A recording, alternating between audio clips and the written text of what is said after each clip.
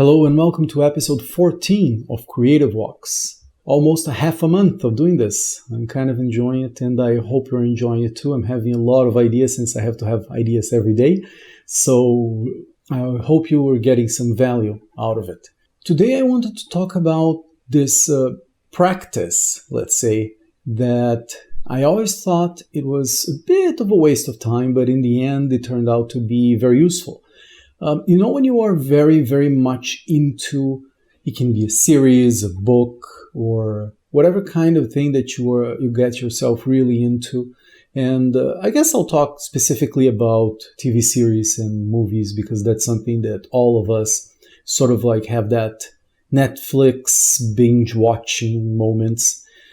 Sometimes you feel like that is sort of a waste of time or you feel slightly guilty, and we should if we are not actually producing more than we are consuming. However, one thing that I realized that is a very cool trick to do, and I've been doing this for many years, but just today I realized how useful a tool it is. It's basically when you dig deeper into the making of those artistic expressions, say for example a TV series, because you can get some really deep insights into your own creative practice, even if you are not necessarily on television or anything like that. But usually when we are attracted to a series or a movie or even a book, we find that there is one specific element on that artwork that really appeals to us. And I find that without podcasts and videos and things that talk about the creation of those artworks, you can find some deep insights into them if you go a little bit beyond the usual just press conferences and all those things. Let me give you one concrete example. I was fascinated a few years ago by this TV series called Battlestar Galactica. I found it right after it finished, so I watched it back to back.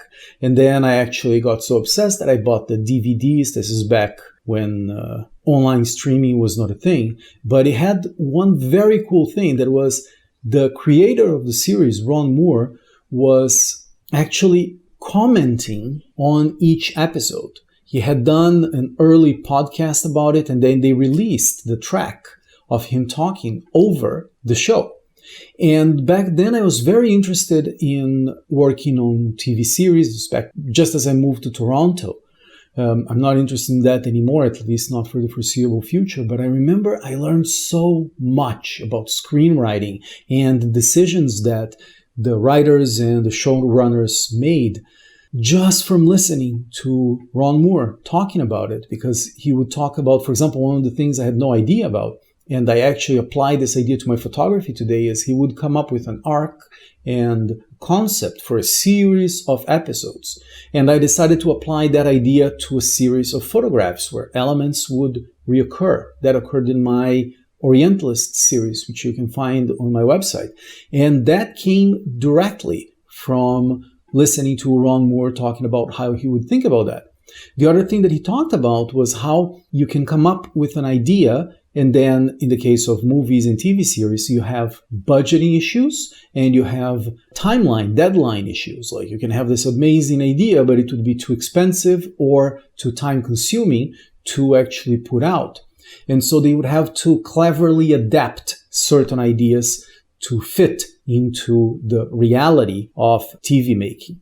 And I think that way of thinking and seeing how he transformed the scene into another and changed one character to another and did all sorts of clever things actually helped me to think about this navigating of my photography work. Then many years later, actually, now I just discovered this podcast. It's called, I think, Battlestar Galactica. It's kind of a cute name, play with the name of the series.